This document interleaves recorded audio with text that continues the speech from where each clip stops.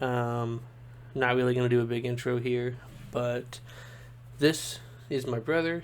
He is current and probably future co-host going forward, and I am the person you've already seen in the other 12 or 15 videos or whatever it's been now. You'll probably like me more. No need for introduction.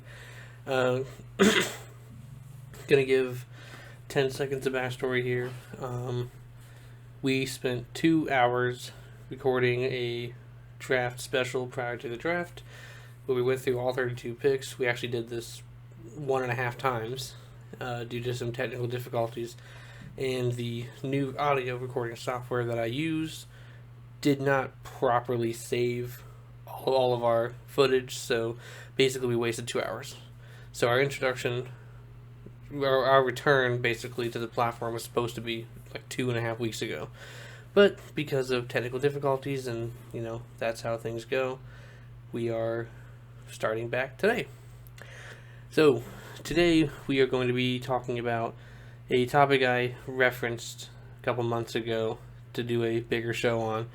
And today's actually going to be, I'm going to call it my first episode that's not strictly sports. This is going to be kind of on a branch off in video games. Still a sports video game, but more or less, if you don't play video games, this video is not going to interest you in particular. So today we're going to be talking about something that just about anybody and everybody that loves American football has played a Madden NFL game, and just about anybody and everybody that's liked playing Madden NFL games has had some sort of gripe or complaint about them in the last 5 to 10 years. So today we're going to be talking about 10 ways to fix the Madden franchise mode. I focus on the Madden franchise here because, in my opinion, any real gamer for Madden is there for the franchise mode. If you're there to play Ultimate Team or online with your friends, I'm not talking to you because nothing's changed. You can still do that. You're still getting the same product. It's the franchise mode that has deteriorated and stagnated. Yeah, it's hasn't changed in me personally. 10 years, I've came around for just the franchise mode for 20 years now. I've been playing since Madden 98, and they didn't have a franchise mode back then. But, that's what I've been here for now, ever since Madden 05. And I've watched it get it got progressively better and better for about a 5 or 6 year span. And then it's kind of hit a cliff. And now they've kind of got this motive now where they take away all these great features that you like, and they kind of like to reintroduce them one by one every couple years as a quote-unquote new feature. And so basically, I'm going to reference it a lot, but games like Madden 2005, 2008, 2010, these are games that do the franchise mode better than the newer games do. And so we're going to kind of go through a 1 through 10 list here. He has not seen or heard any of these 10, except for I think 1 or 2 we briefly discussed. So he's going to be 100% candid reactions here. So if he doesn't agree with anything that I'm saying, he will let you know. And obviously, if he wants to add anything past these 10 or add anything to these 10, then, we're going to go from there. So buckle your seatbelts. We're going to, start this ride, and hopefully this one gets saved and gets posted. Otherwise, I'm wasting my breath again. But, so... Yeah, don't like wasting my breath. No. But, so, number one thing, and this is personally one of the things that I'm really, really invested in when it comes to any sports game, really, but it's particular games, is I would like to see a more detailed player stats and player information on your franchise mode. Now, by that, I mean, if you look back at, say, Madden 10, and I'm probably going to put some screenshots up on the screen in the video somewhere, so you'll see kind of what I'm talking about. But if you look back at like Madden 10, Madden 05, you will see little things, and by player stats, I'm not even talking like anything wild, or player info, I'm not talking anything wild. It's little things like, how did you acquire that player? And like if you pull up Madden 10 and you pull up, I don't know, let's see who's moved, Donovan McNabb. You pull up Donovan McNabb, it actually probably would have been Madden 11 for him. But if you were to pull him up for, at the time, the Redskins, and you went into his info, there would be something that said acquired by or whatever, and it would say trade with Philadelphia. And little things like that are just little details that they used to have, and there's no reason that they shouldn't have them now. And I think it's kind of almost like a world building thing, which kind of sounds stupid in a sports simulator game. But like if you've got this player and he's kind of like a journeyman, it's interesting to see like, okay, this guy's in his 13th year, he's a quarterback, and I acquired him from free agency or something, and then you can look back and see, okay, he's been with 9 different teams. He's Ryan Fitzpatrick, you know. See, I haven't played the newest games. The last time game I played was 2019. Yeah. Which I enjoyed, but it was kind of stagnated. To me, it was the same as 2016, which is the one or 2017, which I think was the one I played very previously. minuscule differences, yeah. I kind of wholeheartedly agree on this. Mm-hmm. I probably played Madden 10 the most of my life. Yeah, it was second most for me, behind 05, so. Yeah, and some of the features that were in that game just aren't in the newer games. They just aren't there. And it's, like I said, it's little things, too, because up until, like, when you played Madden 19, you couldn't even see what team your player played for. Like, when you looked at stats, it would just show the year and their stats. And then I did not play Madden 20, so it could have been Madden 20 they added it, or it could have been this newer version 21. But now they finally brought that back, but it's another thing, like, why did it have to go away? Like, I'm not super knowledgeable when it comes to coding and stuff like that. I have taken a couple computer programming classes, but I can tell you it cannot be that hard to code some abbreviations on a stat sheet. So what was the point of getting rid of it in the first place is beyond me, because it was something that you can go back and play Madden 2004 and it'll show you what team they played for every year they were in the league, and then all of a sudden one day it disappeared. And so, you know, that's just the tip of the iceberg, and that's just really info. And that can go into coaches too, because if you pull up, you know, once again, like Madden 10 or even Madden 05, and look at, you know, Andy Reid, you could actually look at him as a coach, not just that one little coach stat screen they have in the franchise now, and you could look at him as a coach and it would tell you how many Super Bowls he has, what years he was with what teams, and what job title he held. Like, oh, defense coordinator, offense coordinator, 1988, 1989, whatever it was. And you could, like, see a whole detailed history. And once again, it's kind of like you can invest into your you can invest into your training staff in those games, reduce injuries on your team. Yeah. I don't know if you can still do that in the modern games. I don't remember ever having it. You can't really, and that's another topic I'm going to get with later. But yeah, I mean, you could kind of see more or less the history on these guys, and you could even, you know, and like I said, I'll touch on it more later, but these coaches, you could bring a coach from special teams to offensive coordinator, defense coordinator, to head coach. It wasn't just like it is now, where it's head coach, and then you can sign like a conditioning trainer, and then there's a scout, and that's it. There's no coordinators and nothing like that. And fuck, I'll just get into it now because we're already talking about it a little bit here. But you know, there should be more hiring control when it comes to your coaches now. Like, because the most common thing you'll see in real life NFL is when a head coach position opens up, who's the most likely candidate to get it? It's either going to be a head coach that was recently fired, or, you know, most likely fired, but somebody's recently fired, somebody that's hot coming out of college, or a coordinator. You'll see these guys like Robert Saleh just got a job, and Cliff Kingsbury, yes, and you know, Sean McVay was an offensive coordinator. You know, you see these guys that were coordinators, they get promoted up to head coaches. That's something you can go back and play Madden 2005, and in the offseason, you hired coaches to fill your positions. You hired defensive coordinators, offensive coordinators, head coaches, special teams. Once again, why the lack of detail in that has disappeared? To me, it's just laziness. Like, and it's also like, if you're more realistic with the game. So, for example, if you were, you know, if you were the Chiefs, and you actually had Eric Bieniemy as an offensive coordinator in the next Madden game, you could promote him to head coach, or another team could sign him the next offseason, and the game would be more realistic instead of it being the same 10 created head coaches they've recycled for 5 years now, that don't have any backstory. Come on, no, you don't like New England coach? Yeah, Griffin Murphy, isn't that his name? I think that's the name they eventually gave they just made up with, yeah. But, they have these same made-up guys, and it's another thing that it's so... I mean, you don't have to... The first year that they would make this change, I'm not expecting, at least me personally, I'm not expecting it to be, like, you have their schemes down, and their substitutions and all this. I'm not expecting you to get the coordinators down to a T, but at least feature them in the game. You already have the rights to the NFL Coaches Association. Everybody is involved with it, which is why Belichick's not in it, because he's not part of it.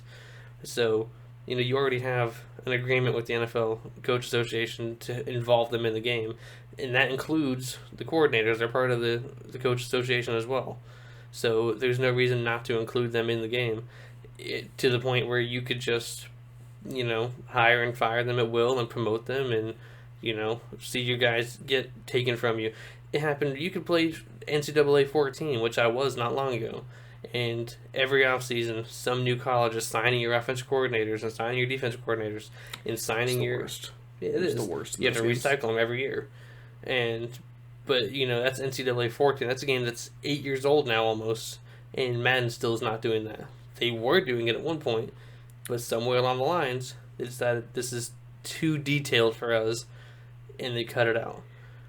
You have a little more familiarity with this than I do. I haven't played as a owner in a Madden game in probably since 2016. Yeah. Can you still hire retired players to be head coaches? Because that used to be a thing back in the day. Like Ray Lewis would retire, and then 2 years later he'd be a high head coach or defense coordinator position.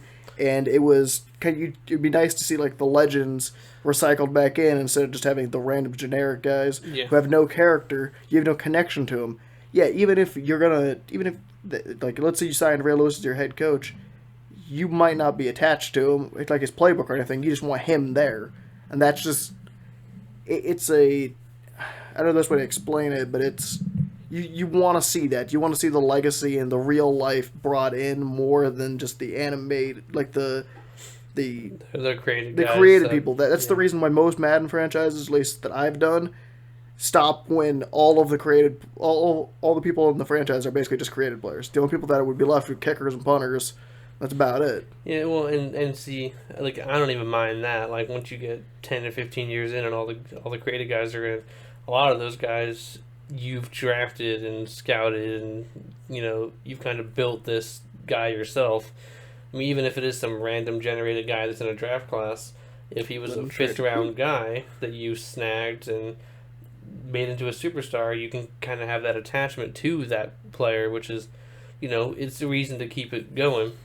Yeah, when I played Madden 19, when I finally decided to stop my franchise was after one of the guys I drafted the first year I was in the franchise finally retired, because I was trying to catch Jerry Rice and pass his wide receiving records, and this guy played 17 seasons as a wide receiver, and unfortunately I finished about one season short on all of his stats.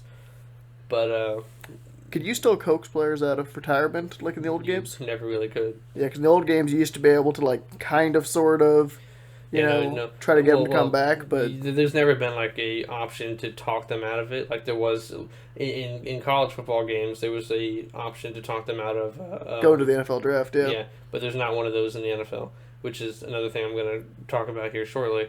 But not to get too far away from it, but going back to detailed player stats and info.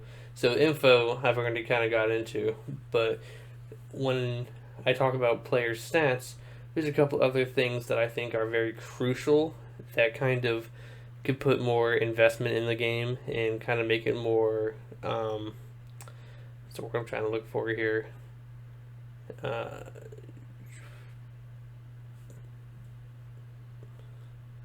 Can't think of the word. But things like playoff stats. Madden does not have any playoff stats. Like, basically any stats you put up in the playoffs don't matter. Like, you could draft a quarterback the first year and light it up in the playoffs every single year, and nowhere does his playoff stats get recorded. Guys like Tom Brady, all the playoff stats he has, Madden doesn't acknowledge that they even exist.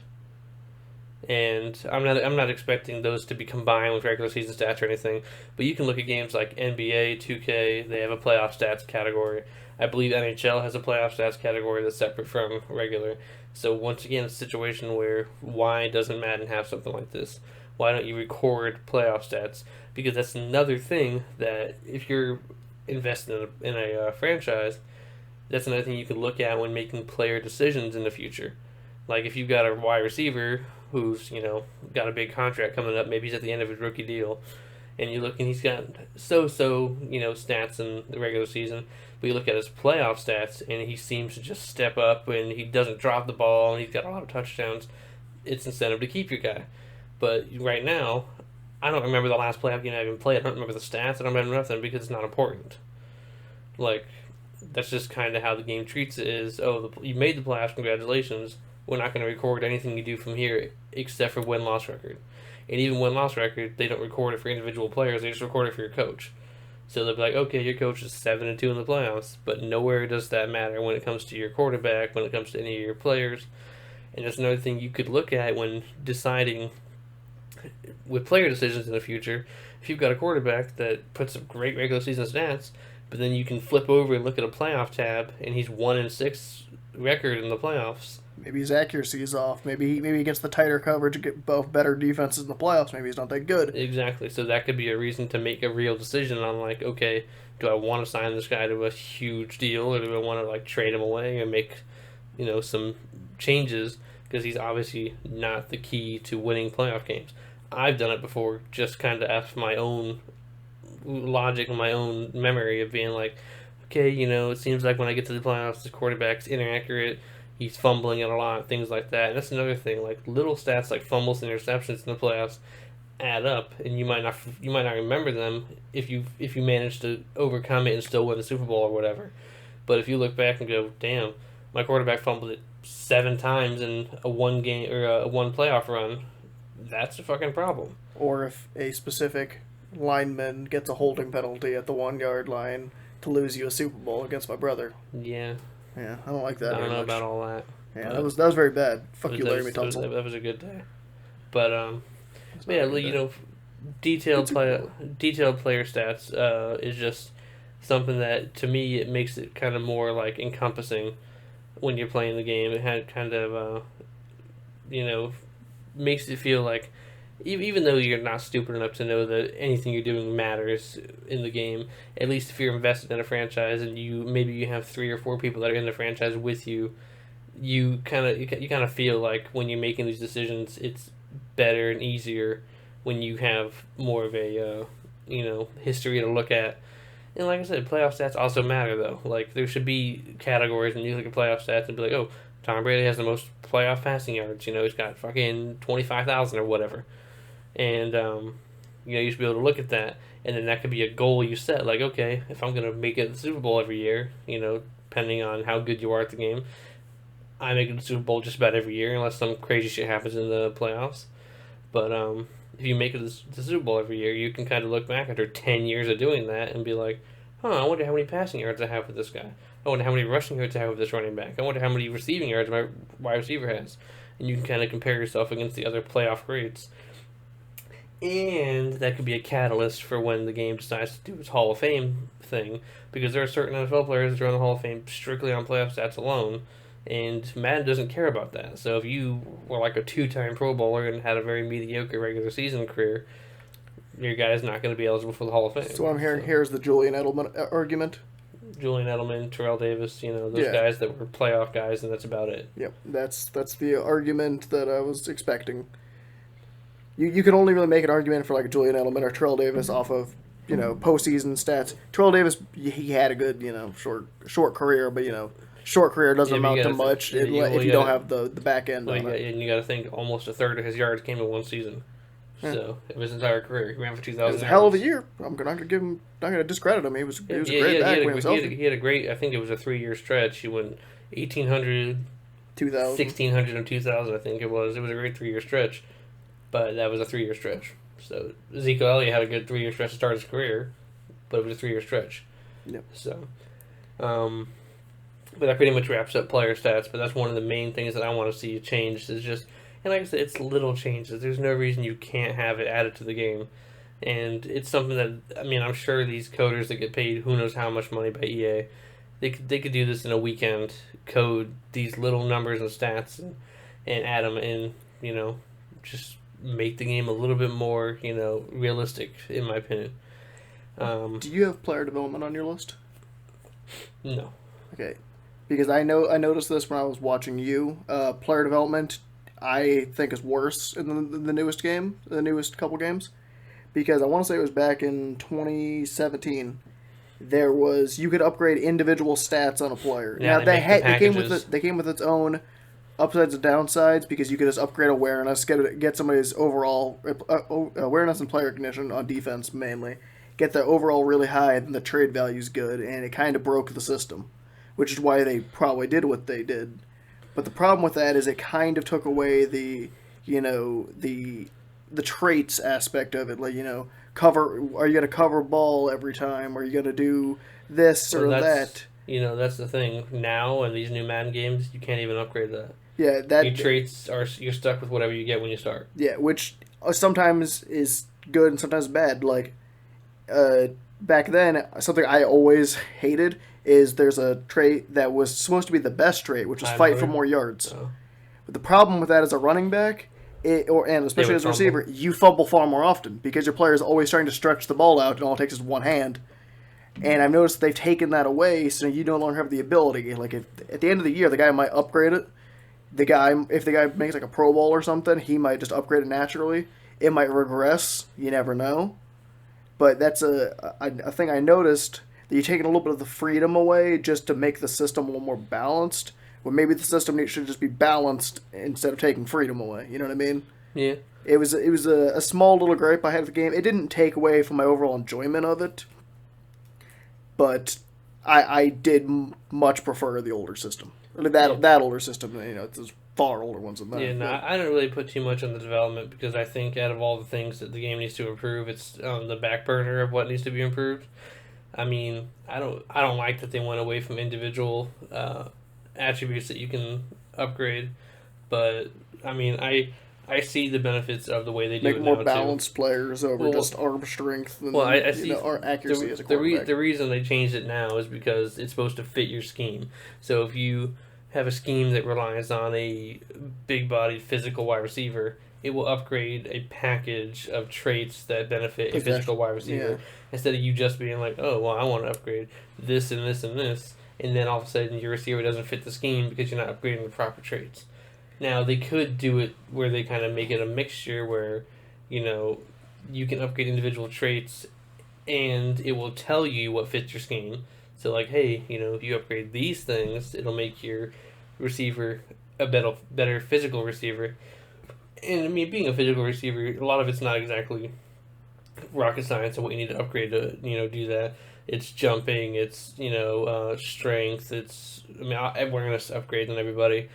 Catching, contested catches. Yeah, it was spectacular catches. I think was the other one. I mean, these are things that obviously, and I think even for some of them, things like trucking are added on there for physical receivers and breaking tackles. But those are the things that as a physical receiver you need to upgrade. But not everybody knows that. So there might be some people that are building on acceleration and speed, and they're really going away from what a physical receiver would be, so it doesn't fit their scheme. Sometimes the schemes are bullshit, and you can have whatever receiver you want anyway, and it doesn't matter. But sometimes the schemes do help if you have players that fit your scheme. So, who knows? But yeah, I didn't really have development on here because, like I said, I felt like it was more on the back burner of the problems they have to fix. For me, it was just a minor gripe. I felt like it kind of needed to be said. It's just I prefer the freedom in my character development. Yeah. If it's a created people or a creative person, comes in from the draft or whatever, I feel like at that point it's blank slate for me to choose. He might start out with superstar development or slow development. That's not up to me. Yeah, but everything else I feel like I should have some say in it over time. Yeah, they got rid of slow development too. There's no such thing as that anymore. So Thank God, it was horrible. Everybody comes in as normal, normal or better. Which, I mean, in some ways, slow development being gone is good because once you had somebody that was slow, it was damn near impossible to get them out of it. Yep, they'd have to win the Rookie of the Year or something their first year to have any chance. Yeah, and you'd have to commit an absurd amount of XP to get them from slow. Yep. That is one of the things I do like about the new Madden game is that they will give you tasks mid-season that if your specific player completes it, they can upgrade the development tree. So if you have like a hot wide receiver who's had a few good games and he's let's say a normal development, you'll get a message that'll say, hey, it's a message from the player that says, hey, I want to be a big part of the offense this week. And it'll tell you, like, hey, get this player 125 yards and 3 touchdowns to upgrade the development. And then if you manage to get that player those stats, they get bumped up to a star. And so that's something I do like, is that, it gives you a chance. So they could technically do the slow development still and just give you that opportunity. Like, hey, if they're outperforming what the development says, they'll give you tasks to where you can potentially get that person to that. My only gripe with that is, from what I've noticed, a lot of these tasks they will give you are really obnoxious. Like, they'll give you quarterback tasks. It'll be like, oh, you need to upgrade your quarterback's development. And it'll be like, get them 350 passing yards, 4 touchdowns, and no turnovers. And it's just like, okay, sometimes that's no problem. But sometimes you but having no turnovers is really tricky because sometimes it's completely out of your control. Sometimes you get that random Madden bullshit where the linebacker jumps 15 feet in the air and picks off whatever the hell's near him. Yeah, that too. And sometimes there's things such as, the ball gets snapped to you and your line completely breaks down and you get sacked before you can even get third step in your drop, and it's a strip sack. And nothing you can do about that. Quarterback still had a good day, but offensive line fails. So, but yeah, I'm not going to get too much in development, but yeah, it's definitely something that could be improved and tweaked on, but it's something at the same time that I don't think is absolutely necessary for the game to be better from year to year. All right, what's next then? So next for me, and this is just a kind of minor one, but I would like to see more details and more kind of a broader stroke on who's classified as the legends of the game. Because since like Madden 25, I want to say was the first one that they introduced it with Barry Sanders on the cover, they've had a legacy leaderboard that you can compare yourself to legends, and it kind of tells you what they've accomplished and Pro Bowls and all that. And it seems like every year that Madden goes by, less and less notable faces are on that leaderboard. It'll be like John Madden, you'll have like Jerry Rice, you'll have like Barry Sanders and Walter Payton, and then it's then it's kind of like a sprinkle of random players, and that's it. There's never any Randy Moss, Terrell Owens. You never have legendary linemen on there like John Hanna, Orlando Pace. You never have those guys on there. And once again, I don't think there's any reason that you can't have those guys. I mean, I don't know because they're retired if there's like gray area there that could be involved, but I'm sure a lot of these guys, if you're going to give them a paycheck, they'll be like, sure, use my likeness in the game. And you already include their stats and stuff on when you look at all-time stats, so you're already including them in one way or another. They 100% can use them because even though I don't play it, in the Madden Ultimate Team, they have like legends that come out. They don't think about that, yeah. Like they'll have like Night Train Lane and stuff in there, and he'll be 99 overall, but it's like if he should be higher up on that list if he's a 99 overall legend. And that's the thing, they completely leave out a lot of these guys, and it'll be to the point where if you have a wide receiver that has 3 good seasons to start his career and wins 2 Super Bowls, he's the number 1 wide receiver of all time. And it's just, to me, it's kind of lazy. Like, it's not that hard for you to just go back and look at the top 5 of every position and at least put them on there. You don't have to have a detailed list of 30 guys, but, you should at least have the 5 greatest quarterbacks or whatever. 5 best coaches. 5 running backs, 5 coaches, 5 offensive linemen, defensive linemen, linebackers. You should have Ray Lewis on the list and guys like Dick Butkus and Mike Singletary and Ham and Ray Lewis, Lambert, and you should have all these guys on there. But the game just doesn't seem to involve any of that. And it's just kind of lazy programming in my opinion. If you're going to include the legacy leaderboard, at least put some effort into it. It's a different story if you want it to be a completely built legacy from your own franchise. Then just don't include anybody on there. Have it be a clean slate. And then, start it with the guys who are active. So, Tom Brady would be number 1, he's active. And then after that, clean slate after that. But don't include guys like John Madden and Peyton Manning and guys like that on the list if you're not going to actually include guys that are just as worthy to be on that leaderboard as they are, but you were too lazy to think about them. Especially if you're going to put those same players in Madden Ultimate Team and give them really high overalls so they can boost their team. It's like, well, you're showing them recognition in one way, but you're completely ignoring them in another way. Hey, Darren, you should be happy at least. Every year in Madden Ultimate Team, Brian Dawkins is always the most feared player for Halloween. He should be. He's an animal. He used to play the mobile game, and every year it felt like he would be the most feared guy. I got him like 3 years in a row, so that was pretty good. Yeah, I like to see Legends, and the other thing, which is something that I have had a gripe with for fucking 20 years with Madden, and it's so lazy, and there's no reason you can't do it. Why the fuck do we not have retired numbers yet? Oh, God, yes. It is so stupid. The NHL games have retired numbers. Basketball games have retired numbers. Baseball games have retired numbers. Why is it so goddamn hard for you to just go in and program, hey, number 13 on the Dolphins, you cannot have a player select that. 34 on the Bears, nobody can wear that. It's not that hard. You can have a page, and I personally would love to see it where you can choose to retire a number. So if you have a player that is a really big legend on your team, you can give them the honor of retiring them. But I'm not even going to ask for that. Just make sure that the fucking legends on these teams cannot have their numbers worn by random Bobby Joe who gets drafted in the 7th round, and it's just a 6th-string cornerback, and he wants to wear Jim Brown's number 32. Like, it's so stupid. There's no reason after all these years you cannot make anything. EA, NHL games have retired numbers. That's the same fucking company. It's a different developer. EA Montreal does NHL. But, it's the same publisher, and you can't even do that for probably one of your higher selling games. I guarantee Madden sells more than NHL does. Yeah, the only one that probably sells more is FIFA. Which I've even heard the last few FIFA games have dipped in quality. Yeah, it's because it's the same thing. It's the Ultimate Team and all that. It's where they put the focus into. But, it's so annoying. And I'm somebody that I like to try to keep the game as real and try not to break that immersion. That's the word I was looking for earlier, immersion. I try to keep it, as immersive as possible. So I will go in and do the due diligence myself and make sure none of these teams have fucking players. Like, it'll annoy me when I'll week 3 of the season and I'll go play the fucking Packers and their quarterback's wearing number 4, and I'm I'm like, God damn it, really? Like, can you guys not make it so that can't happen? Why is that so hard? Come on, Darren. That's the reason they changed the number rule, and now everybody can wear whatever the hell they want, basically. I don't care about that. I think it's annoying to do that too, but I don't care. Like, if that's gonna be annoying as hell. It's still something where you can wear whatever single digit you want as long as it's not a retired single digit. Like, that's just simple, logic. And like I said, I would like to see them take it a step further.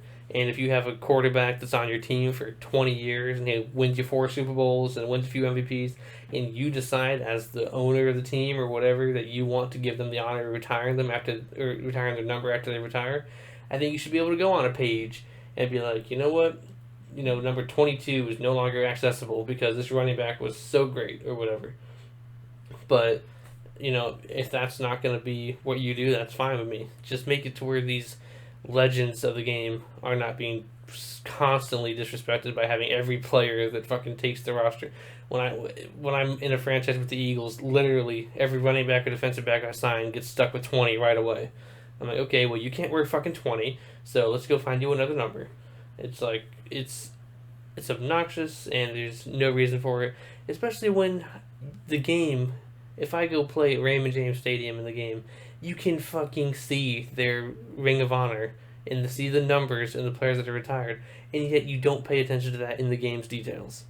I can see number 40, Mike Allstott, up in the stands, but yet they're fullback and we're number 40. And it's like, why?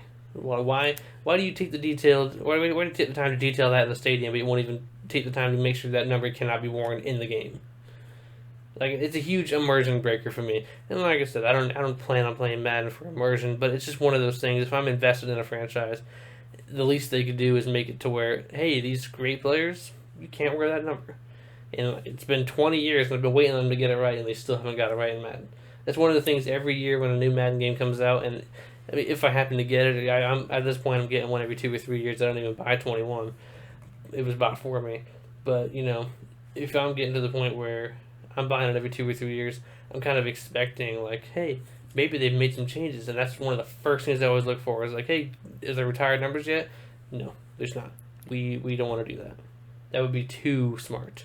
See, I don't believe it was in the last game I played, 2019. But did they ever add back in that you can choose who your captains are on your team? Yes. Okay, because that was a big thing back in the day. I would there'd be a year where all the captains would be set my first year because that's whatever the hell it was. Tom Brady. You'd have Dante Hightower or whatever. And then Gostkowski and stuff like that on the Patriots. And then the next year, maybe Brady would retire or Gostkowski would leave or something. And I would always try to find out, who the next captain was. And it would always be, okay, my quarterback's going to be one of them. Whoever my middle linebacker is going to be another. Or if a player steps up huge, they'd be the guy. I don't remember that being in 2019. Schrader would have been good there. Yeah. He would have been my captain. He was the captain. Yeah. He was the general on my defense. Yeah, it was in 2019. It kind of flew under the radar. Was it only a head coach thing, or could you do it as a owner? I didn't remember it. You can do it as an owner and a head coach, but yeah, it was involved in 19. It just wasn't as prevalent. It's one of those things where when you pull up their stats, it just kind of falls in all the things, and there'll be like a little one right in the middle that says like set as captain or remove as captain. Because if you don't set them, they'll set random players for you as your captains, which is usually just like the most high overall players on your team, basically, or either that or the most veteran players on your team, the senior players. Which sometimes that's right, sometimes it's not. But yeah, they have done that to where you can even get the captain's patch on the jersey now when you pick somebody. So I mean, they went somewhere good with detail on that. But once again, I would much man of the year patches. It's a big detail, or like small detail, but I hope they have the Man of the Year patches on people that actually have won it. I don't think they do.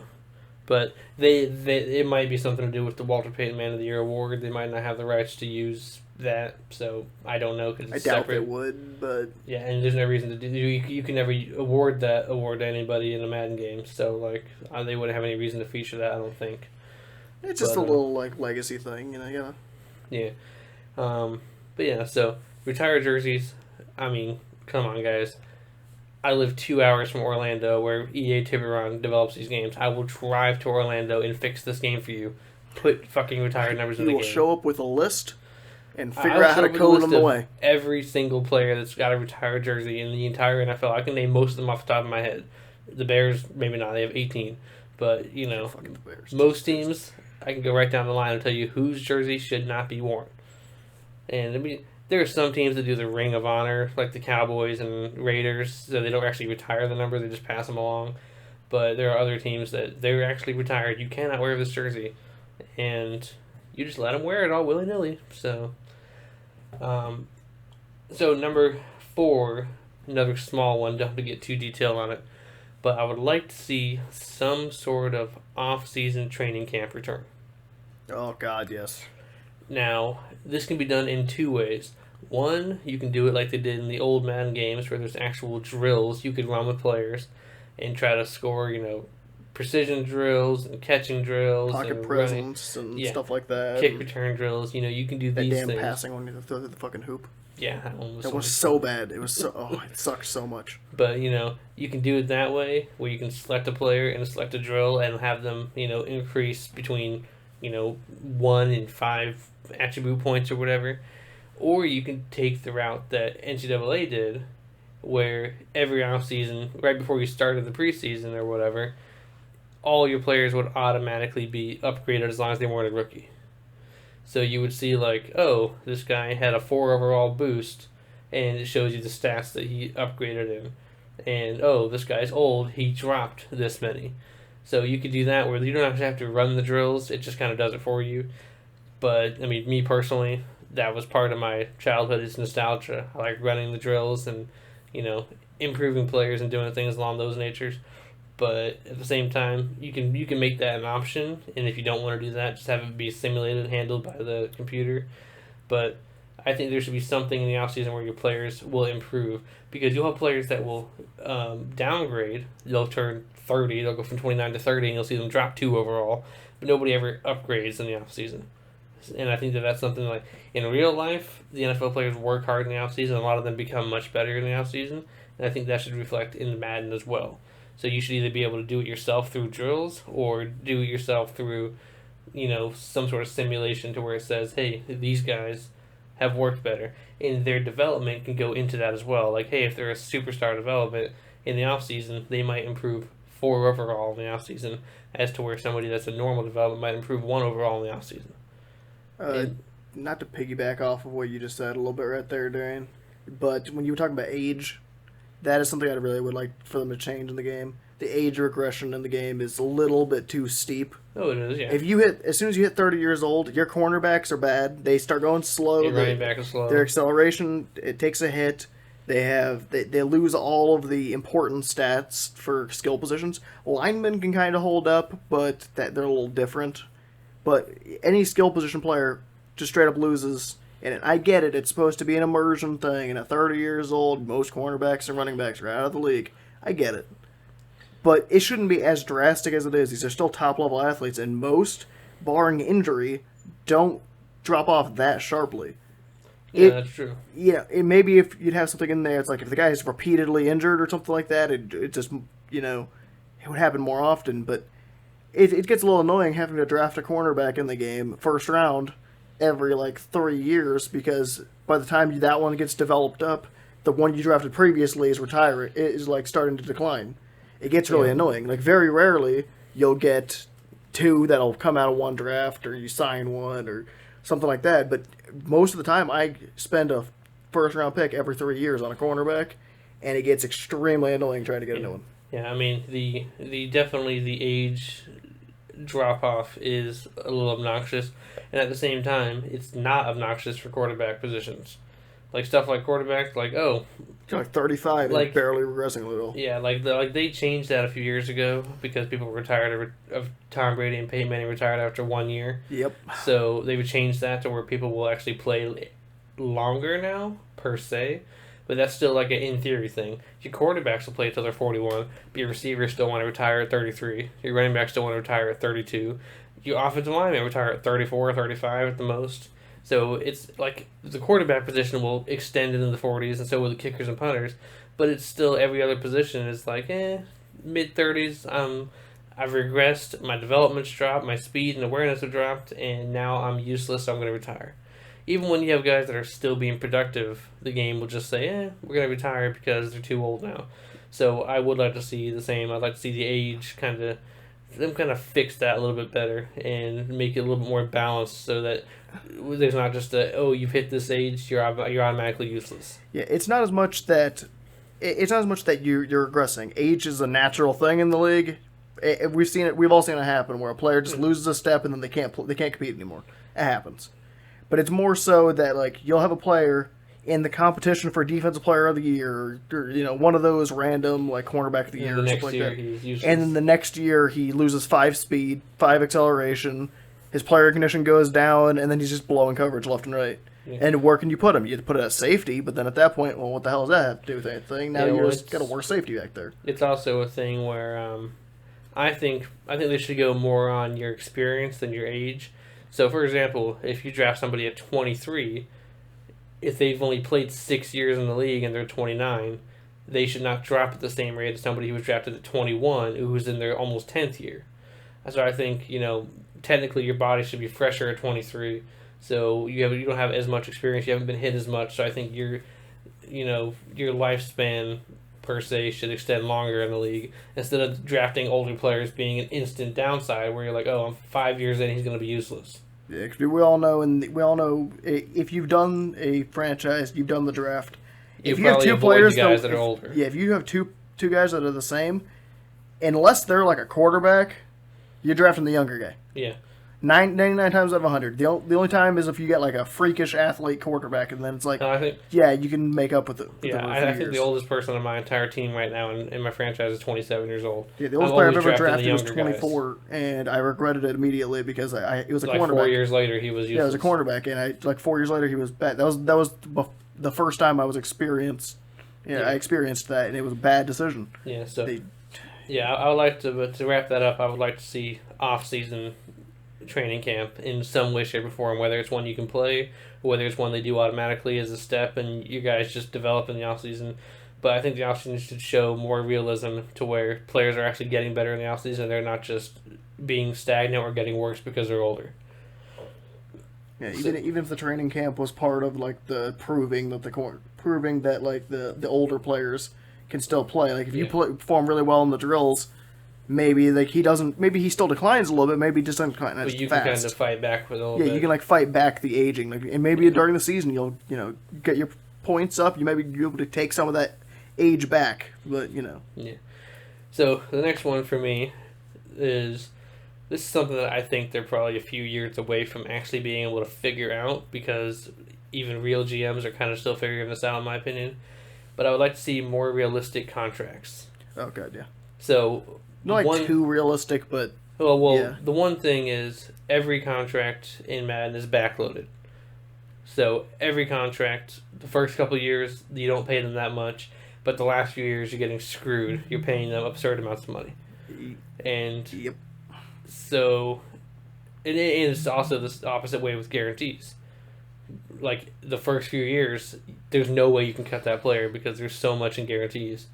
But the last few years, you can cut them a lot easier because their salary's higher, but the guarantees are lower. Mm-hmm. In real life, that's not the way it works. In real life, they can do it the exact opposite, actually, where they front-load the contract and pay them all the money up front. Similar to Aaron Rodgers right now, they owe Aaron Rodgers no money, which is part of the reason all this is going down in Green Bay. Yeah, because didn't he get like $78 million or something like that his first year when he signed that extension? First 2 years, yeah. Yeah, it was something ridiculous, some ridiculous amount of money. It was just like, yeah, you got that all up front, so that way we could be good in the future. Yeah, and that's something that you should, when you're world building and team building in Madden, you should be able to front load contracts like that, to where when you send an offer to a player, you should be able to adjust the amount of money on each year, so that you can say, hey, I'm sending this to you, and if they agree with it, they agree with it. If they don't, they don't.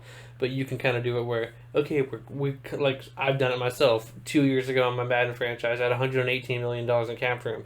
Right now, I have $68,000 in cap room. Now, there were some contracts back then that I probably could have front-loaded and paid them when I had the cap room, and then now I could save and still have cap room if I would have done the contracts that way.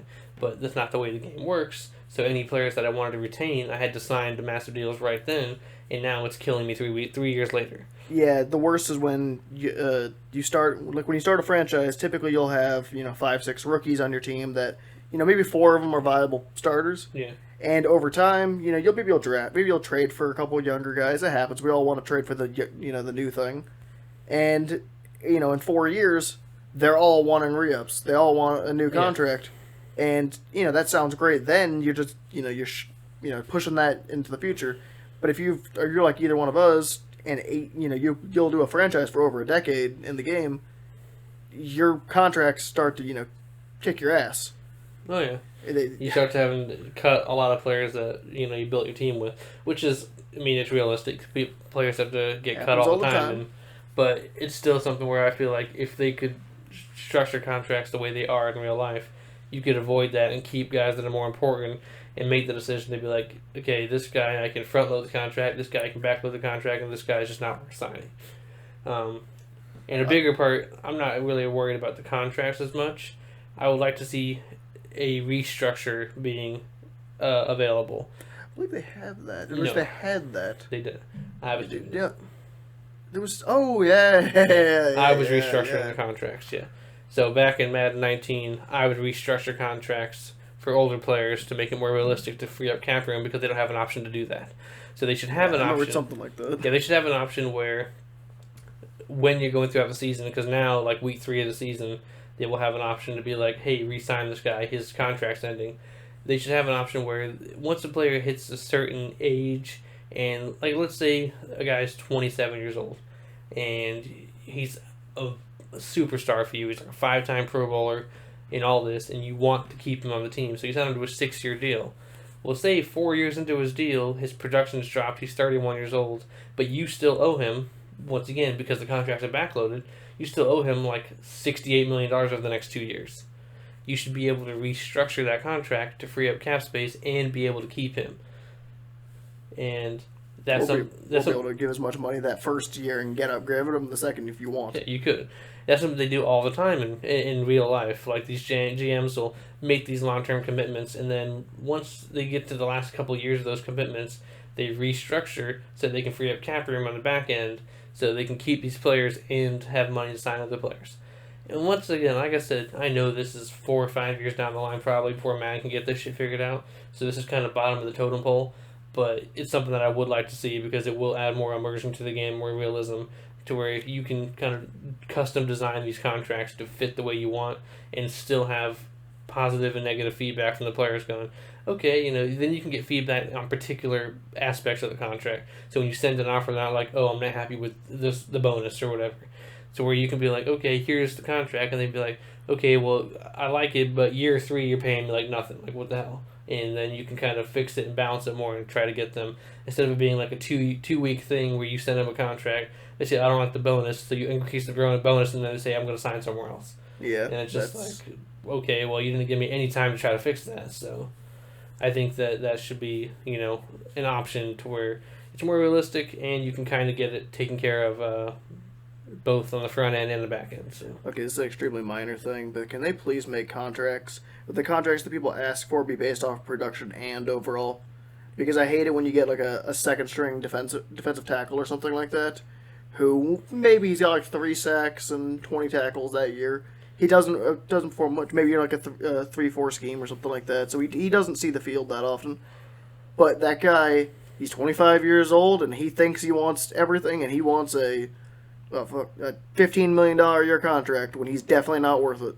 It's a little minor gripe, but it gets really annoying. That one is minor. The thing that bothers me, they should take the age into consideration more. Yeah, kind of all of it, an all-around system. For example, I just had a receiver in my franchise.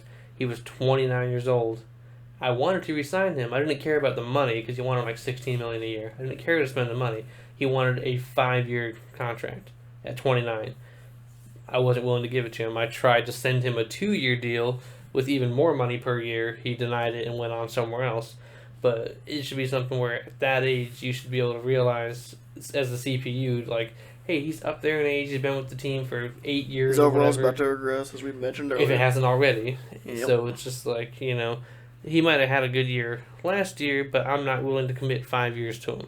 And there might be some team that is, but even in Madden, most of these teams, chances are he's going to want that 5-year deal. He's going to go through free agency. No team's going to sign him. He's going to get signed to a 1-year deal at the beginning of the year because nobody wants to sign a 29-year-old to a 5-year deal.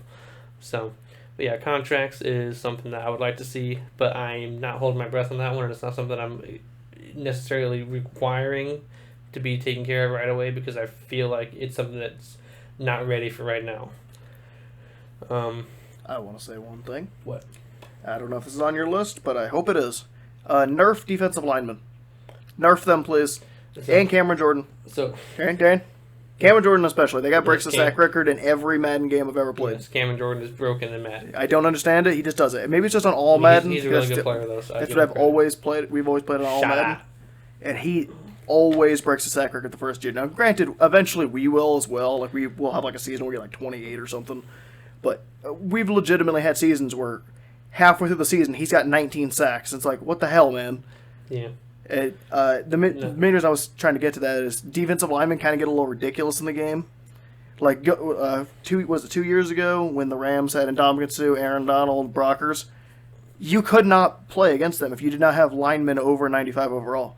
Your linemen would just get steamrolled every single play, and I have no idea why. You pinch inside, didn't matter. You try to slant towards them, didn't matter. You run on that side, they're tackling 3 people to get to you. Well, I can tell you, I don't have anything gameplay related on my list because I feel like for the most part the gameplay is fine. On a scale of 1 to 10, it's a 6 or a 7. Like, it's not the worst part. I feel like I'm not one of those idiots that's like, oh my god, ESPN NFL 2K5 is the best gameplay ever. It's even better than Madden 21. No, it's not. You're a fucking idiot.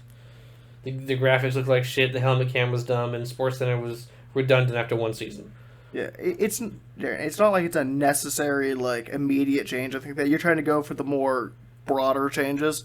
I'm just thinking when you're playing the game, one of the things that gets really annoying real fast is what you were saying earlier about how sometimes you were talking about the challenges, and sometimes a lineman will just go right through and get sack your quarterback, and nothing you can do about it. Well, he's in the backfield immediately. I've seen it where the center will snap and the defense tackle immediately just runs right by him. The center doesn't even touch him. It happens, yeah.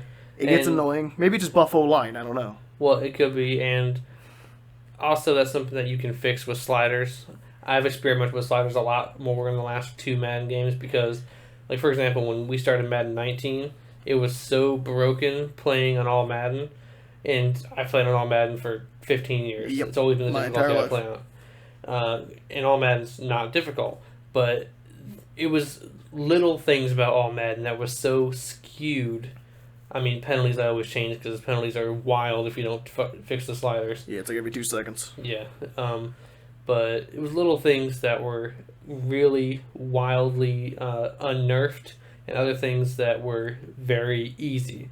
So I had to kind of fix it like, oh, you can run the ball wild, but every pass you throw is either picked or swatted. Okay, so turn down, defensive reaction time a little bit, turn down running a little bit so you're not running all over them. And I mean, you have to find a happy medium. And there's lots of guys that you can go download sliders now. Lots of guys that are on the same boat. They, hey, we like all Madden, we like the difficulty, we like the AI. For me, it's the kicking because I cannot play on a slower kick. It's fucking messing my brain up. Yeah, it messes my up too. But all those little things, you can like those, but you don't have to deal with all the same bullshit that comes with all Madden. Like, oh yeah, my guy has the fucking reaction time with Dale Earnhardt. Like, he can, fucking pick the ball off. Damn it, the Angels lost.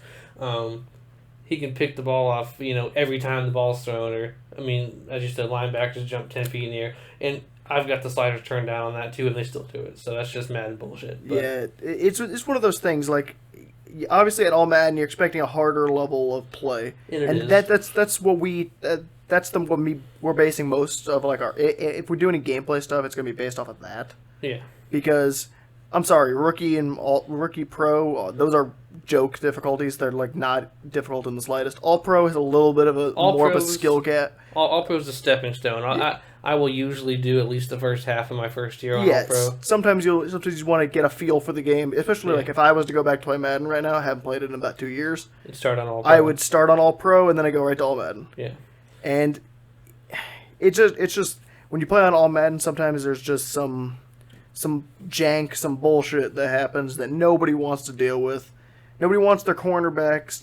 Nobody wants, when you're trying to throw over a cornerback and you have 3 yards separation, him to twist around in midair with no knowledge of that ball being there, jump up in there and catch the ball. It's like he has no knowledge the ball is going to be there. There's no logic for him to do that. He's just doing it on a whim.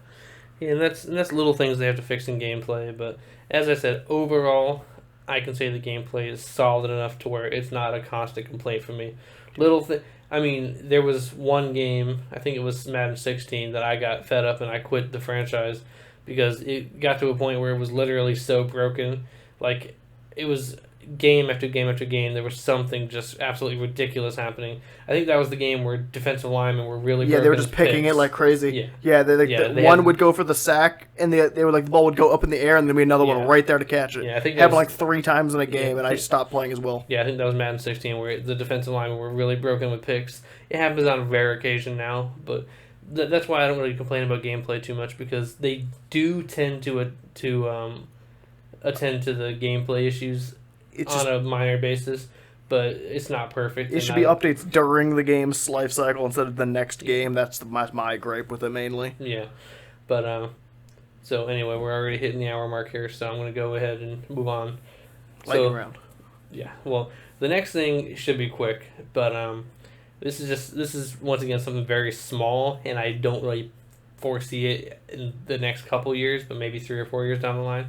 I would like to see some sort of stadium customization / stadium designer. They literally just put one in MLB The Show 21 on the next gen consoles, like my PS5. Flex that I have a PS5, but they have a stadium designer now where you can put things in the outfield and build a background scenery and a cityscape and all that, and you can design the stadium and upgrade the walls and up and down and all that, and that's something that's really cool. And from what I've heard, it works okay. I mean, it's probably has a few updates to do software wise to where they can fix it, but I would like to see some sort of stadium customization. If you look at the older Madden games, they had a very, very bare bones version of stadium customization. You'd be like, oh, you have these 4 choices for end zone walls. And okay. There was always 2 that were better because they had higher capacity, so you always wanted the attendance and all that. If you want a dome, we're gonna give you the choice of these 4 domes, but I'd like to see like kind of more of like a MLB The Show kind of deal where, and I don't want, I'll say it now, I don't want anybody to mess with current stadiums. Like, I don't want you to be able to take over the Packers and tear down Lambeau and build this fucking big extravagant stadium. I think it should only be, well... If you relocate, or if you relocate, or if you decide to completely rebuild. So let me rephrase that. You can tear down Lambeau, but you can't adjust Lambeau. So it's not going to be Lambeau Field anymore if you're gonna go there. So I don't think you should be able to take over Raymond James and be like, you know what, I don't want the pirate ship anymore, and get rid of it. That's sacrilege right there, Darren. Exactly. Sacrilege. But, I don't think you should be able to touch current stadiums, and I'm sure those stadiums probably have some sort of legal action where you can't actually adjust them in-game. But I think if you want to relocate to another city, or if you just want to rebuild and tear down your stadium and pull a Houston Texans and build a stadium right next door, or in Atlanta, Georgia Dome is right next door to the new stadium. If you want to build a brand new stadium and tear down the old one, then go ahead and do it. And then at that point, you should be able to have like a stadium designer where you can customize and get all these options, and you can kind of raise the sides and expand things and change lights and graphic boards and all that. I mean, once again, I see it being 2 or 3 years away, but it's something super minor, but it's something that I would like to see, because I think it would kind of give you more of like a, hey, this is my stadium and my team. I feel kind of cool playing in my own stadium. As to where now if you relocate, they give you like bare bones, like, oh, you can get like this, it's almost like a college bowl stadium, so it looks like a big, almost like the Rose Bowl or the Big House. They give you like this big bowl shaped stadium, or you can get like generic Dome 1, generic Dome 3. Like, they give you these choices, but nothing's customizable about it. You're just getting to choose. They tell you how much the stadium costs and what amenities it comes with, and that's about it. So there's no like feeling like, oh, this is mine. No, this is the same fucking stadium that 600,000 other people that have picked this team have selected. So, but yeah, stadium designer I think would be cool, and I think the way it's been implemented in MLB The Show shows that it's possible. So they just need to put the work in the future. But as I said, similar to contract stuff, I think that's you can push that in the back burner for another 3 or 4 years from now, and fix the more at hand problems first. So it would only be the only problem with that. It would kind of be more difficult, I think, in a baseball stadium, because in a baseball stadium there's areas, there's like the batter's eye. You can't put anything there for a reason. There's there in a lot of parks isn't grandstands in the very back. In some areas you can do have features in those areas, which I understand makes sense. Where you get like a skyscraper in the right next to the outfield, which would be great. But like, you obviously wouldn't be able to do that with the dome. Domes would have to be like more minor customizations, like billboards and like obviously the ads are still going to be there that are, that the game wants. Maybe dome color, stuff like that. Do you want like an end zone like the New England Patriots, where you don't technically have the end zone portion right there, what the old horseshoe for Ohio State used to have before they added the end zone stands? Well, I think about little stuff like, if anybody remembers, if you play Blitz the League back in 2006, and you played deep enough into the season, you can actually get a stadium where at the end zone there's a waterfall.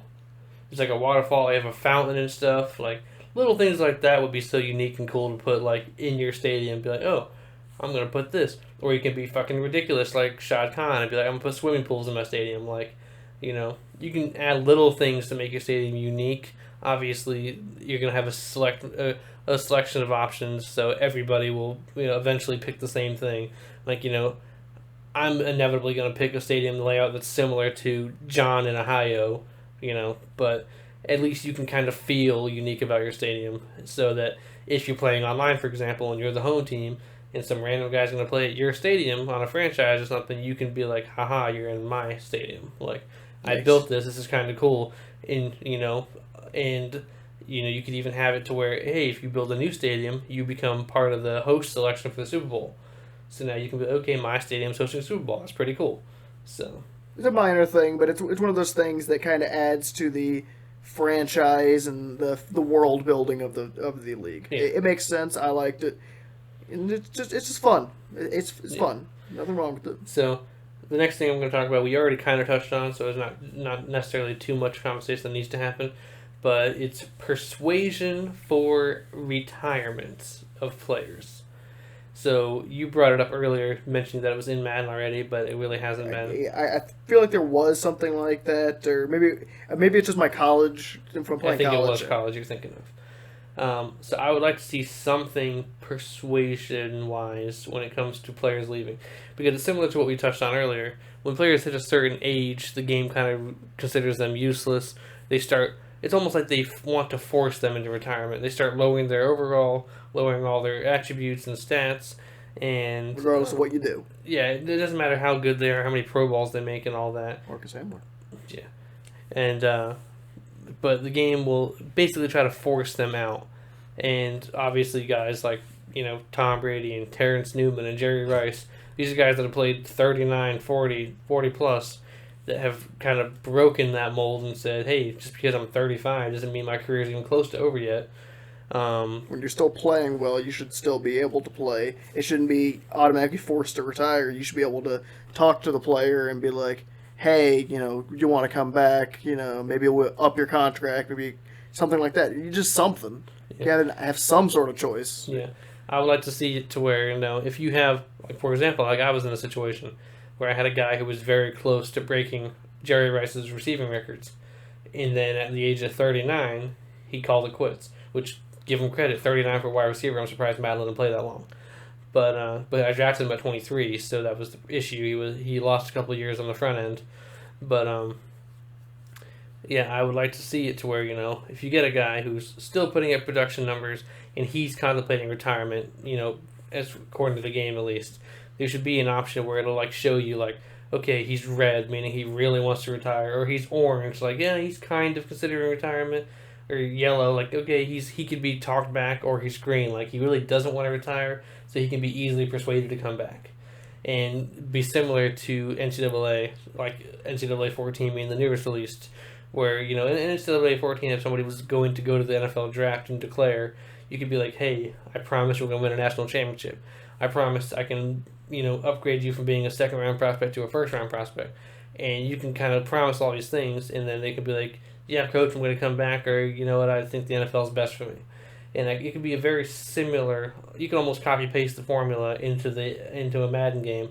And when a guy's going to retire at 37 years old, you could be like, yeah, but, let's give it one more run, bud. We try to win a Super Bowl for you, or you're so close to breaking a record, well, let's go break that record, There should be things that apply to that player that you can kind of try to convince them with. And if they're, dead set on being red and you can't convince them no matter what, then so be it. But if there's somebody that's still putting up productive numbers and you would like to bring them after the team, whether it's because you want to get them some sort of legacy or breaking a record, or whether it's because they're still actually a huge part of your team and you don't want to lose them, either way you should be able to convince them and be like, hey, come back one more year, I'll pay you this much money guaranteed, and let's try to make another run of the Super Bowl, let's try to get you this NFL record, let's try to do this.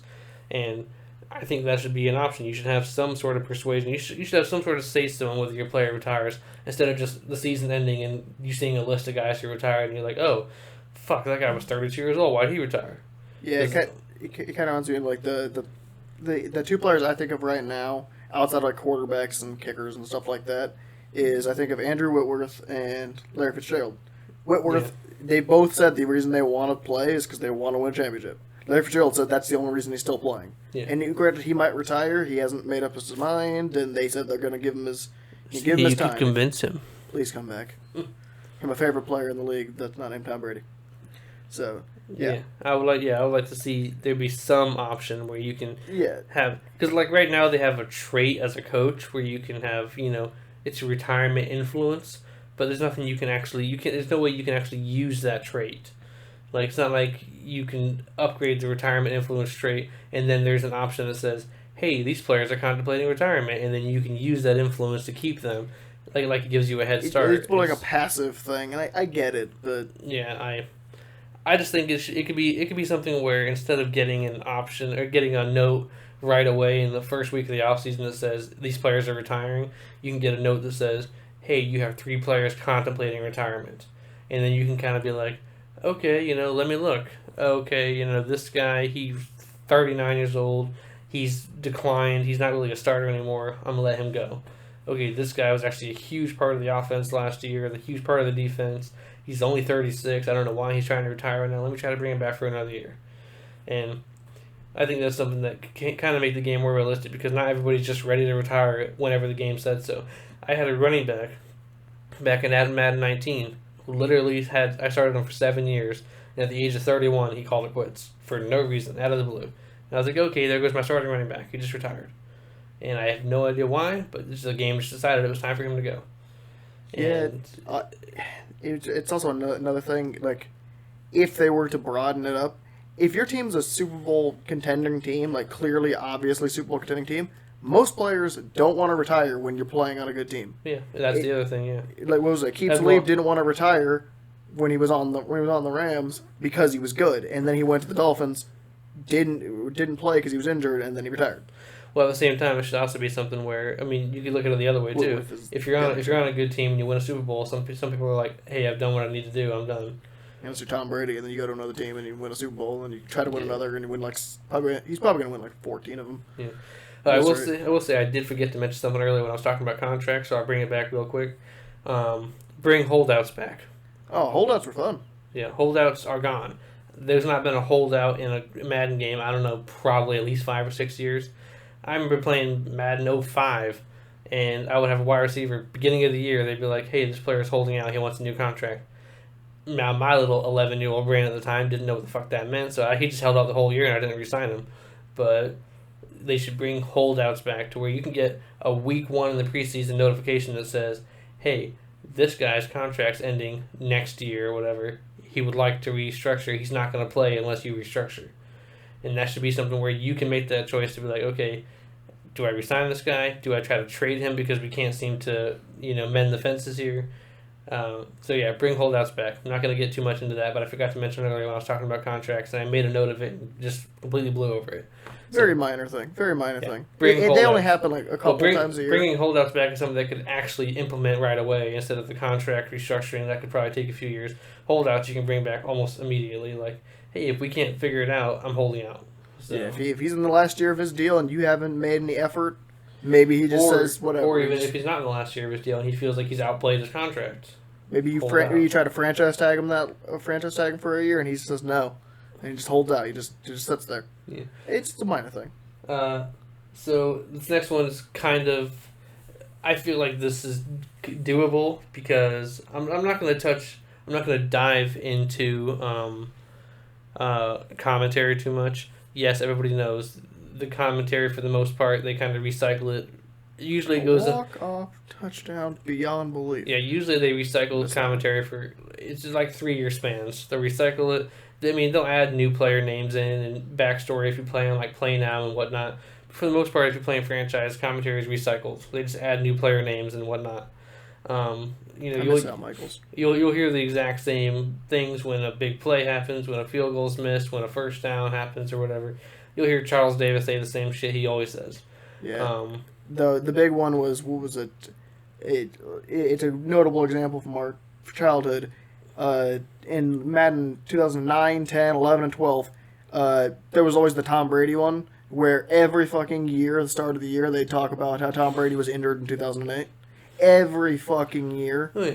It got really annoying. Because I play as the Patriots, so you'd hear it every fucking game. It's a little tedious thing, but it's annoying. Yeah, I would like to see. I'm not going to get too much. I'm not going to sit here and say the commentary needs to be overhauled or anything. I do think they should change the commentary team every couple of years to keep it fresh. But at the same time, from what John Madden said himself, it's a very undesirable job. Because you sit there for days and days and days upon days recording the same lines with a different player name. Like, and Walker on the tackle, Warner on the tackle. It's the same thing over and over again, you're just changing a name. So I understand that could be a very tedious job that probably isn't desirable for a lot of people. What I want to see is situational commentary more important in games.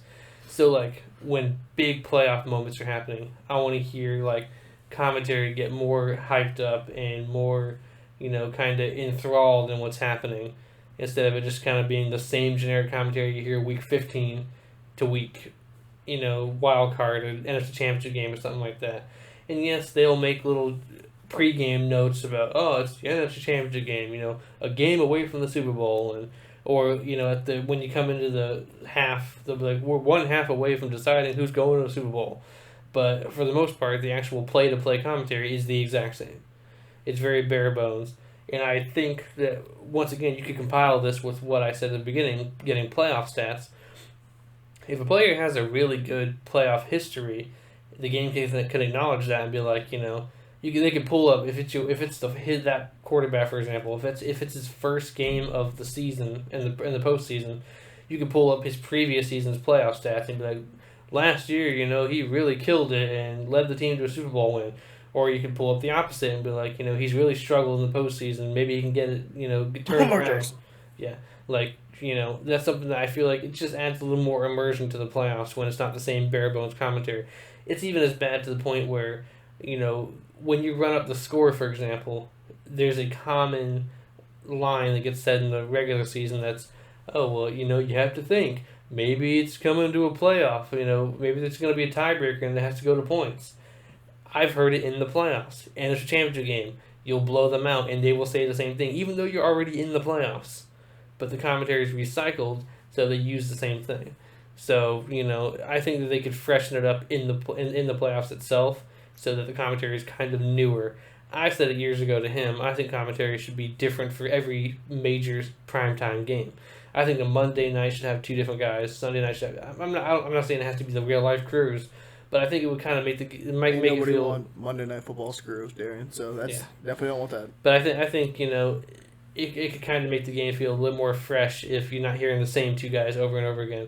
If you switch it up and pass it off to 2 other guys, and 2 other guys, that way, if you're playing on Thursday Night Football, you're hearing this guy, and if you're playing on a Sunday, you're hearing these 2. And I think it kind of make the game a little bit more realistic when the commentary comes to it. But yeah, Super Bowl playoffs, I would love to see new commentary that's specific to the situations you're in. For commentators, either bring Al Michaels back in some way, shape, or form, or get Mike Tirico in there because they are my 2 favorite commentators by far. You don't want Joe Buck? Oh yeah, Joe Buck, the least intriguing. He's my least favorite. How about the guy who's your favorite guy? Oh my god. And he scores! The last play of the game. Unbelievable. The Titans win. The Titans win. 2 different plays right there, but... the same guy, though. He's amazing with his crack voice. One's Michigan block punt, and the other one's Titans-Chiefs playoff game. Yeah, the guy's voice cracks more than anybody, and I love it. I love it. But playoffs, I would like to see a little bit more detail when it comes to the commentary. I would also like to see kind of... Like, I'm not going to say I want to see a new Super Bowl celebrations. Everybody wants to see that because they recycle the same Super Bowl celebrations for years on end. But I'd like to see some kind of bigger celebrations and bigger animations for the other games, too. Like, if you win a wild card game, it's a big deal. You're moving on. So I'd see the guys kind of get amped up and storm the field or something like that after the game. And same thing like NFC Championship game, especially if you're like a team that hasn't been to Super Bowl like the Lions. If you're controlling the Lions in the franchise and you win the NFC Championship game, you should see your guys amped up, and you should see commentary that reflects that too. It'd be like, the Lions, for the first time ever, are going to a Super Bowl, instead of being like, well, the Lions are going to the Super Bowl. For the first time in Vegas Golden Knights history? Yeah. So, yeah, I think that that's something that they can easily address because with them recycling so much commentary from year to year, you cannot tell me that Charles Davis and Brandon Godden are short on time. They don't have the time to record some fresh dialogue for the playoffs. I think it could easily be done. It's another thing that they could implement tomorrow and have it set ready for the next game that comes out.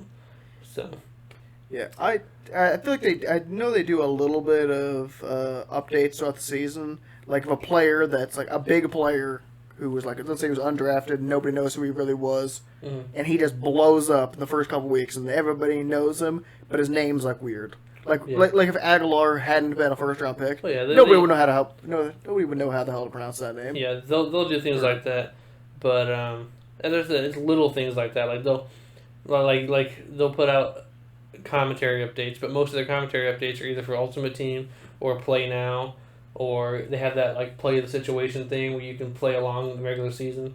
They have things like that where they'll improve commentary for that, but it doesn't affect the fucking franchise mode. I also think that they should do what they used to do in college football games, which kind of got them in trouble when they would record names of college players that nobody could pronounce, and everybody's like, "Oh, this is kind of a clear like sign that this is who this guy is."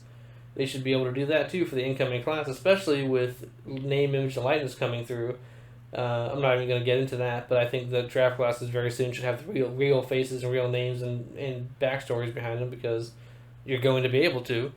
But I think, if you have a new guy coming in and he's got an interesting name, a la Clemson's new quarterback, DJ Uiagalelei, Tua Tagovailoa. Yeah, they should be able to say that name if you happen to draft him 2 years down the line.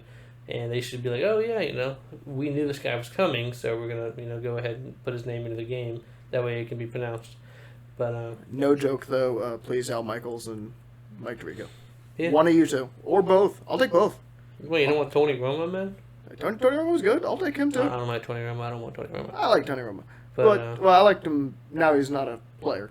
He was a good player, though. He's pretty good. I want Mike Tirico, though. Yeah. If I had a choice. So we got 3 left here. So one of them is, the next one is, I want to see some either custom soundtracks for the game or some sort of like legend soundtrack. They announced back in, I think it was Madden 25, when they were first bringing back EA tracks because they didn't have it for a couple years there. And they said, no, it was Madden 15, I think it was.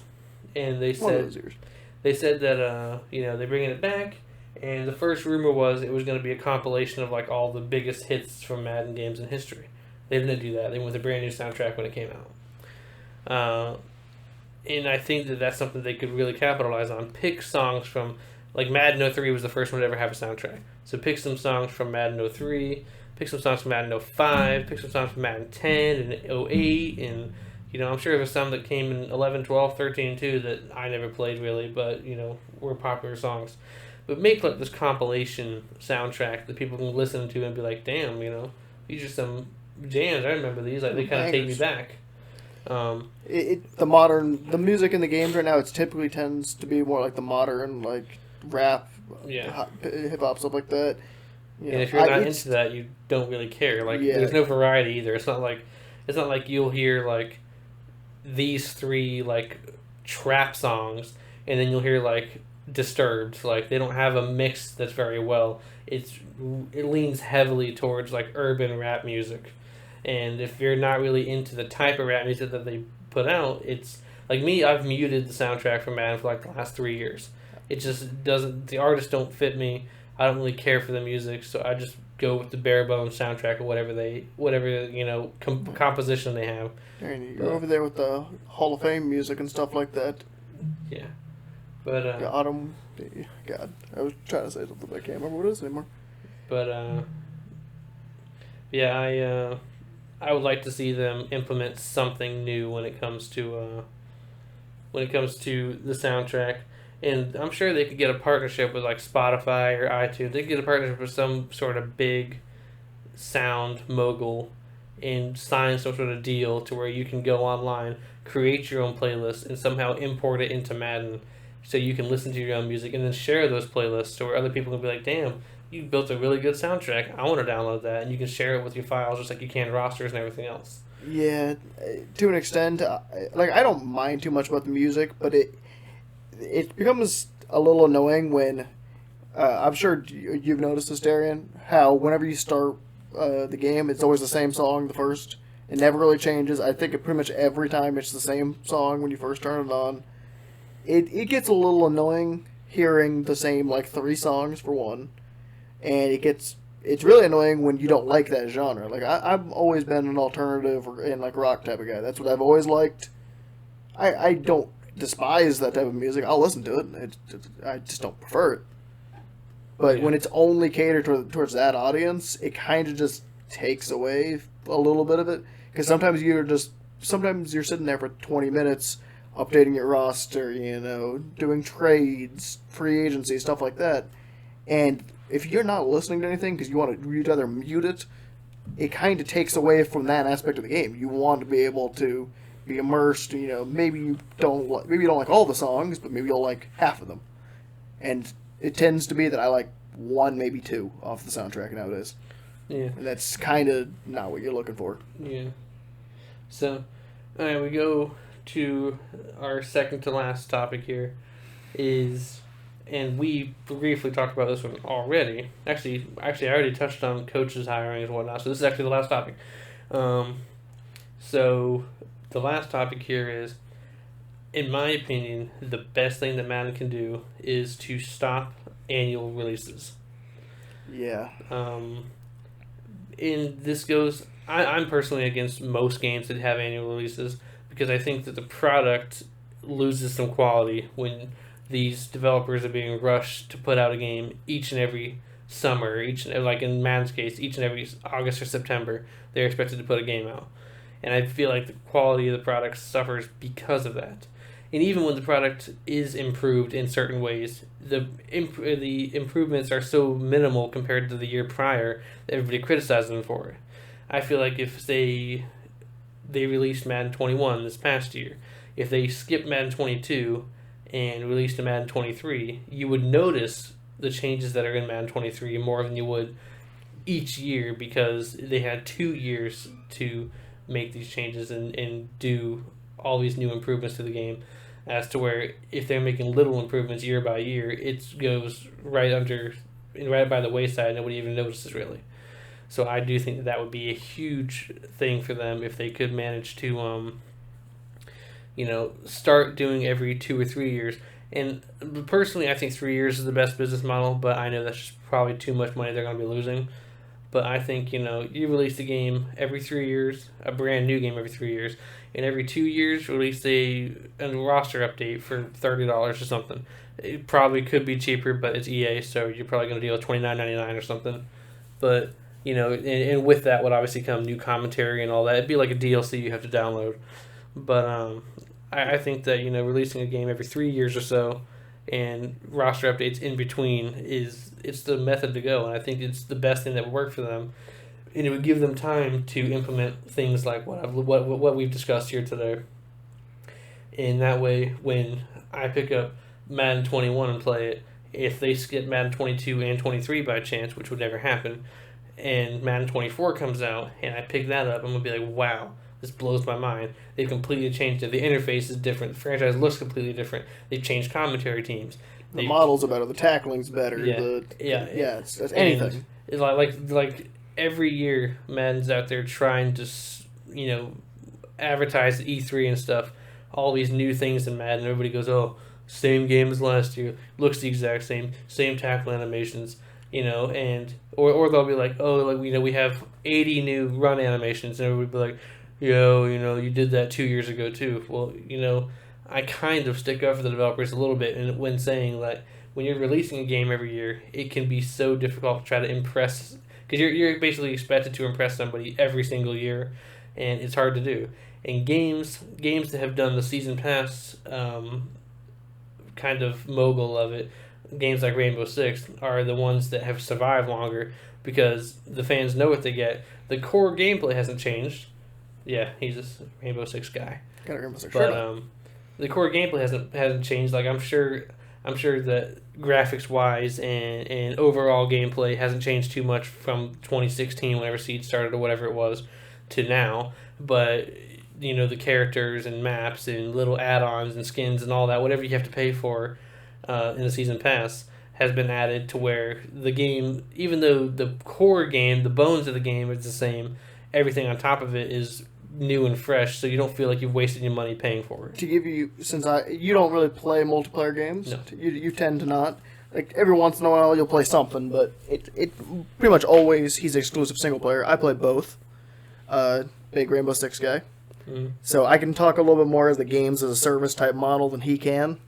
I also play Smite, stuff like that. Stuff that you got like a small entry price. At least now, like when I bought Rainbow Six, it was like $20. Some people bought it at full price. Some people are getting it for $5 now. When it goes on sale. But like, you get a small investment to start out with, and then you think, oh well, I saved all this money. Well, what am I going to spend it on? Oh well, I see this nice skin over here, and that game is like pro team skins. Oh, you're going to spend money on it, and before you know it, you spent $200 on the game, and you don't even realize it. And that's what the developers want you to do. I feel like that's what the best model that Madden can go down. You buy the game $60 one year, then every year you spend, I'd say probably $15-$20 on a year pass. Gets new rosters, a little new commentary, stuff like that. Small updates throughout the year. You make a lot of your money back in Ultimate Team, stuff like that. And you got to think there are guys that probably spend that money on Ultimate Team anyway. Yeah. If you're involved in Ultimate Team. Yeah. I didn't bring Ultimate Team to talk about here because this is a franchise list, but if you're talking about games as a service model and stuff like that, some of that should happen. You know what I mean? And like I said, I have more experience with this than you do. A little more experience. I don't have any experience with this. Yeah. So I don't know the best way to explain it. You kind of threw me off when you started talking.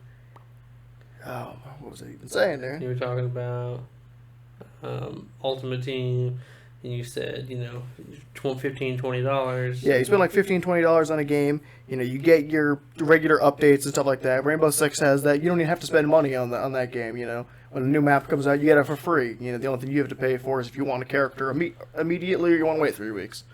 It's a little minor gripes. You want to spend on a skin, you're not.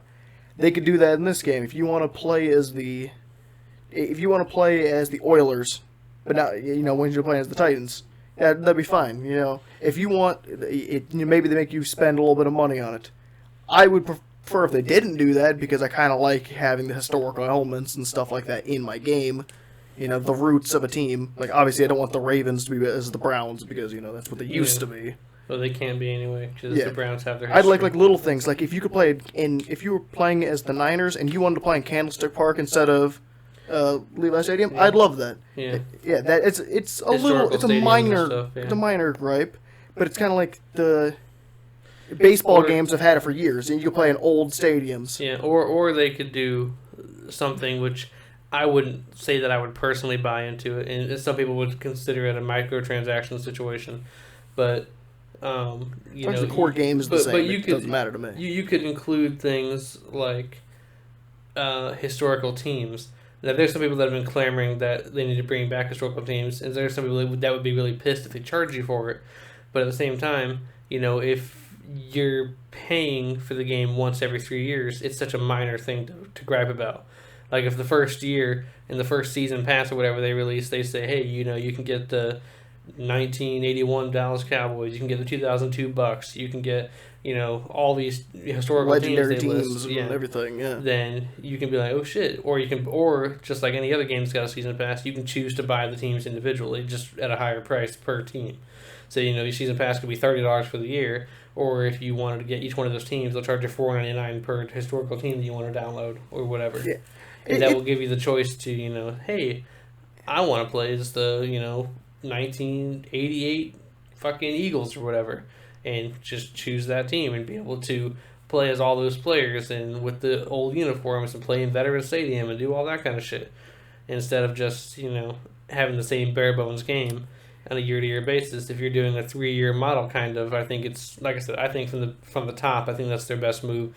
I know it's never going to happen because EA is a very money hungry company and they're never going to succumb to that, but That's kind of how it is. Like some of them are like minor things, but like I don't know why baseball games seem to have it right, but I think it's Out of the Park Baseball is the one. They have historical roster. Mobile. No, I believe that's the PC one. It's kind of like a game manager type game. But that game has it right. You can go back through and you can be like, I want to know what the 2001 Mariners have. And you can see, that was Ichiro's first year, and you can see all this. You can see all this good stuff, and it will have it all in there. You want to start a season, and you want to play just completely as 2001. You can do that. You can just start from there. You can just start with those players, their age, all that. Yeah, you can play. You can see historical stadiums. You can see coaches that maybe have passed by now, but maybe they'll still be on your side. Like maybe it's the little things that I'd like to have back in the game. Like if I want to play in, I don't care, the ugliest stadium on earth. If I want to play in the old, what was it, Qualcomm Stadium before they moved? Chargers, yeah. The Chargers old stadium. I want to do that. I also. I think it's like the San Diego. Yeah, Community Center keeps changing names. But it's the little things. Like I want to be able to play as what I want. And if they're going to use a game as a service model, which I think is the best way they can do this, because the game doesn't change enough from year to year, so like even compared to other games as a service, it's not going to change as much. But if they keep getting the cash flow in constant instead of the once a year and then Ultimate Team, whoever plays that, it'll probably entice them to do more. But I could be especially since they had such heated backlash when Madden 21 launched, and everybody was so pissed off that it was basically the same bare bones thing that Madden 20 was. I never played Madden 20, and as I said, Madden 21 was bought for me. I had no intention to even buy it, to be honest. Was it Madden 21 or Madden 20 was the one where somebody zoomed out into the stands and you could see the stands still had the name of the previous game? I think it was Madden 21. It was one of them. I think at launch, Madden 21 even had some like menus and stuff that still said Madden 20. Yeah. And the people were basically like, they literally just copied and pasted this game. Like, yep. It was just like, oh, here we got new rosters and new overalls, and that's about it. Yeah. So, yeah, I mean, I think because of that backlash, it would be smart for them to... Smart. It's also smart for them to just take the time to step away for a while. I mean, you've seen games like the Assassin's Creed franchise, for example. I'm not a fan of Assassin's Creed, never have been. Played a few. But there was a while there, I think it was when Unity came out. I think that was the first one that came out on the 8th gen. But there was a while there where they had 2 or 3 games in a row that they swung and missed. It was Unity, Syndicate, and there was like a spin-off or something in the middle. Yeah, maybe it was Revelations or something, I don't know. Yeah, Revelations was Ezio, but yeah. And you know what I meant. I don't know nothing about it. But, they had 2 or 3 in a row where they were a yearly release, and now they're back to being a yearly release model. But they were yearly release, and they were struggling because of it. And so they literally took like an entire year off, and then they came back and released Origins, and a lot of people loved Origins. I know some people that said they didn't like it, but overall, Origins had an overall better acclaim. People liked it more, especially compared to the ones that were previously released. And then I heard Odyssey had some good reviews. And Valhalla, I platinumed that game on PlayStation. It was pretty damn good. It was a good game. But I enjoyed it. So and I've still heard gripes. People say that since they came back to yearly releases again, that they're kind of redoing the same thing. Like a lot of people said Valhalla's combat, from what I heard, was the exact same as like Odyssey's. It was just a different setting and different weapons. It was a lot of from what I didn't play Odyssey, but from what I've heard, a lot of the core of the game was the same. It was basically just new powers because got a new skill set, using axes instead of like spears and swords. And no real boat. I think you technically can do boat combat in that game, but there really isn't boat combat at all. Yeah. And it's little minor things.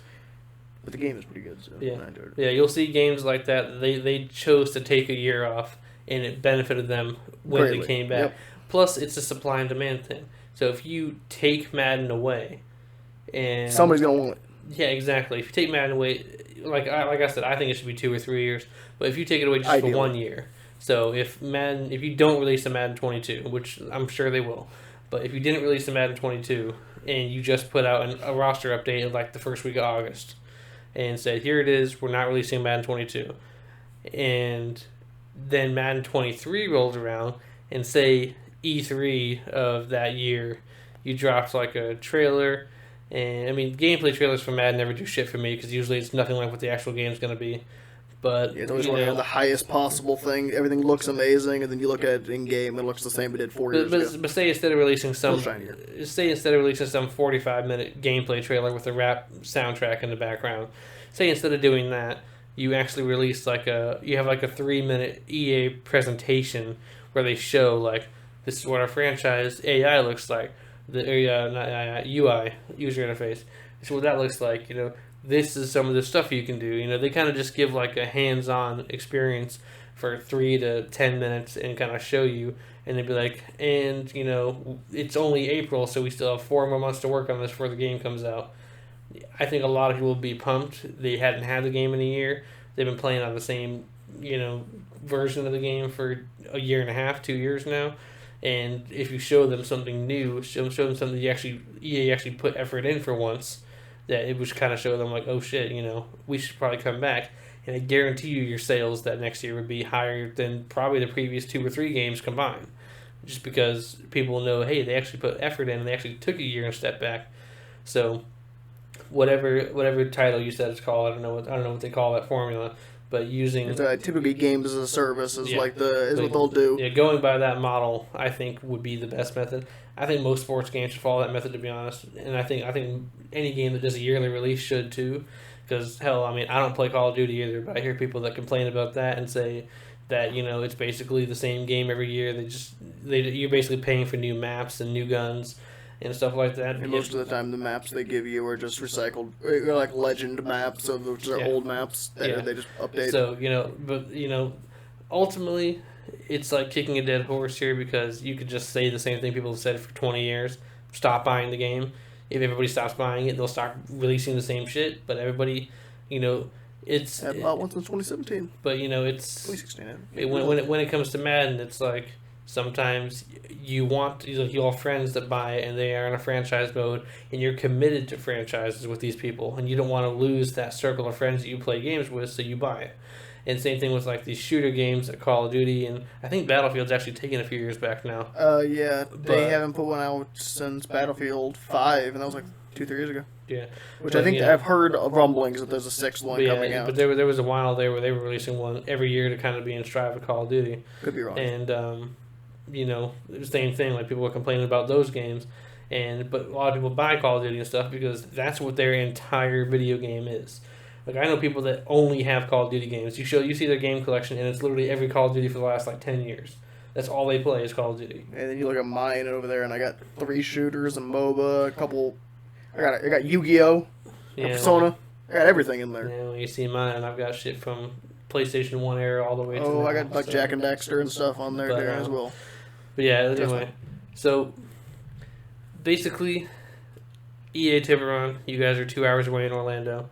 I will come to you and not charge you a damn thing. You ain't even got to give me a developer credit on the game. I will come fix this game for you. I will bring my PS2 and my Madden 10 franchise mode, and I will load it up and show you how everything back then is better than what you have now, and why you need to go back in time to actually fix the future. Overall, Madden's still a decent game. It's not like it's a bad game or anything like that. It's not like it's not unplayable. It's not unplayable. There's just so many gripes with the game that I think any football fan that's played the game will be able to tell you. It's like a lot of things that EA has experienced. There's a level of laziness that gamers can feel, and it's almost like this arrogant attitude that the developer has, and some other developers have done the same thing, and the publisher's done, to where they know that if they put out bare bones, you're still going to buy it. And that's kind of their attitude towards it. Like, we don't give a shit because you're still going to come buy it. So, and it kind of makes you feel disrespected as the gamer's perspective. But at the end of the day, we can only hope that videos like this and protests like they had last year and shit like that can all fix, Madden going forward. I don't personally expect anything to change next year. I mean, I would hope it would after the outrage they had after Madden 21's launch. But overall, hey, I'll drive 2 hours. I'll help you guys fix the game. All I'm going to request is that you give me a copy of the game for free once it's released so I can show everybody, hey, dude, this is me. I did it. If they hate you, then, well, they know where to come. There's no way they would hate me because I'm so much smarter than the people that are working on the game right now. I just can't code. Smart. I can show you what to do. I can show you what to code. Not stupid smart. Yeah. Smart. But basically, that's it. This basically concludes the first video game version of this channel. Maybe changing the channel's name in the future. Kind of just depends how long he sticks around. If he's not around for every episode, then I'll retain the name because it's not going to make any sense. But for right now, it's one man, one mic with 2 mics and 2 men. And we'll see you on the next one, guys. Thanks.